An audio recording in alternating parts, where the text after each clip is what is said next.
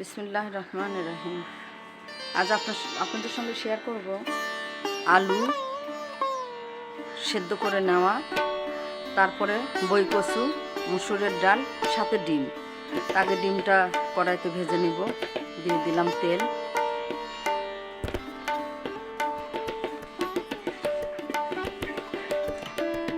ভেজে নেব ডিম, দিলাম কড়াই।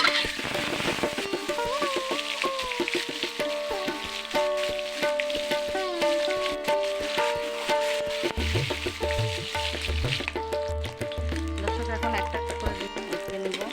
ডিম হয়ে গেছে। এটা রান্না করবো তো, রান্না করার জন্য যতটুকু হওয়া দরকার হয়ে গেছে। এখন ডিমগুলো উঠিয়ে নেব, এর ভিতরে দিব যা যা লাগে।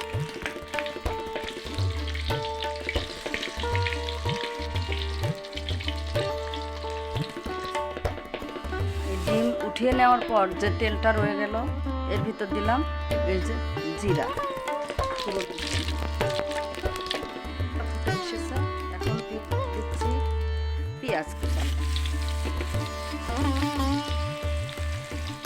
এখন দিয়ে দিচ্ছি মরিচ,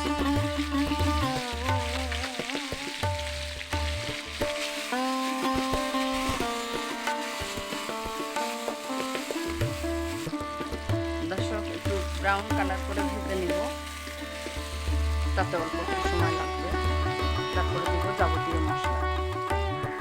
দর্শক ব্রাউন কালার হয়ে এসেছে, এখন দিব যাবতীয় মশলা যা যা লাগবে। দর্শক যাবতীয় মশলা যা আদা রসুন জিরে বাটা দিলাম, সেটা কষানো শেষ। এখন দেব এই যে তেল মশলা আলাদা হওয়ার ছিল, এখন দেব সেদ্ধ করে রাখা আলু।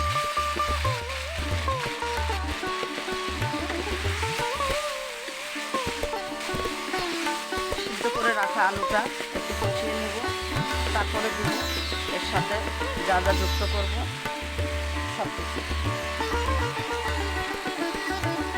এখন দিচ্ছি সেই মুখি কচু, এটাও কষিয়ে নেব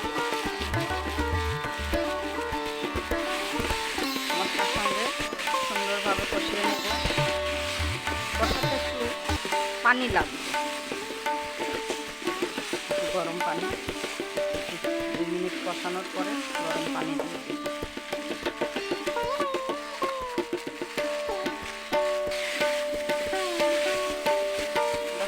কষানোর জন্য একটু পানি লাগবে,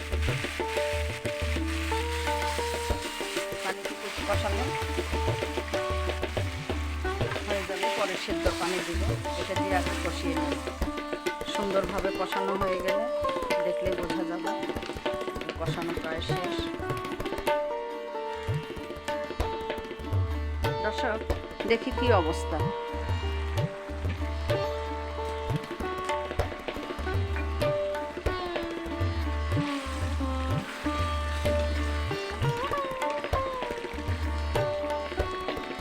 অনেকখানি কষানো হয়ে গেছে। এখন দিয়ে দিব মুসুরের ডাল, এর সঙ্গে দিব মুসুরের ডাল। এই যে দর্শক মুসুরের ডাল, বাটি মুসুরের ডাল দিলাম।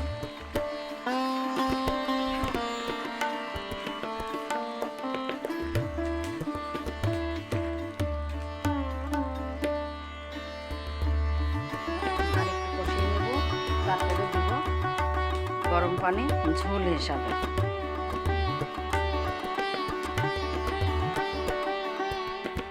দর্শক দেখি কি অবস্থা। ডাল দিয়েও কষানো অনেকটা হয়ে গেছে।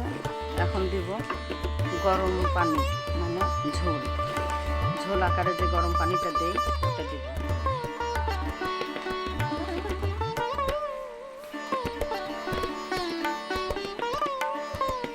দিয়ে দিলাম 1 গ্লাস গরম পানি।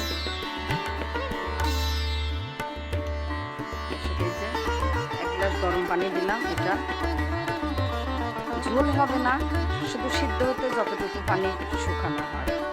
দেখতে থাকুন সঙ্গে থাকুন।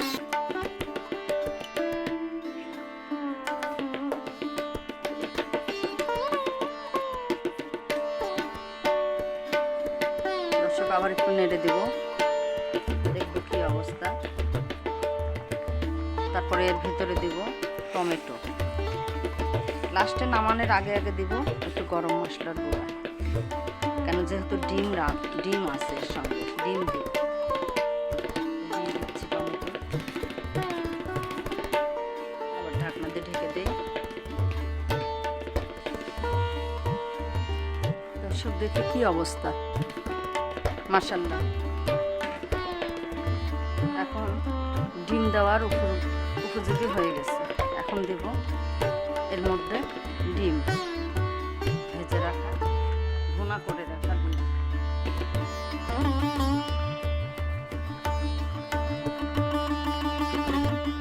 এটা ঢেলে দিলাম।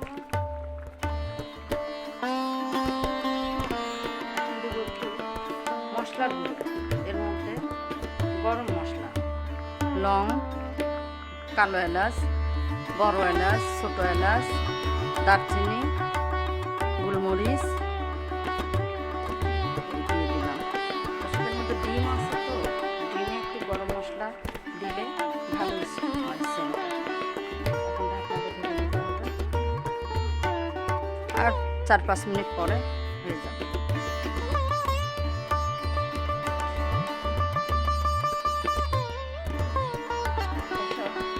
তরকারিটা আমার হয়ে গেছে। এখন একদম এই ডাল, কচু, আলু, টমেটো সব কিছুর মিশ্রণে একটা মাখো মাখো তরকারি হয়ে গেছে। এভাবে আপনারা বানিয়ে খাবেন, ভালো লাগবে। আপনারা যারা আমার সঙ্গে ছিলেন তাদের সাথে অনেক অনেক আন্তরিক শুভেচ্ছা।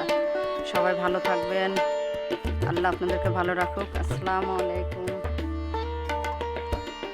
আল্লাহ হাফেজ।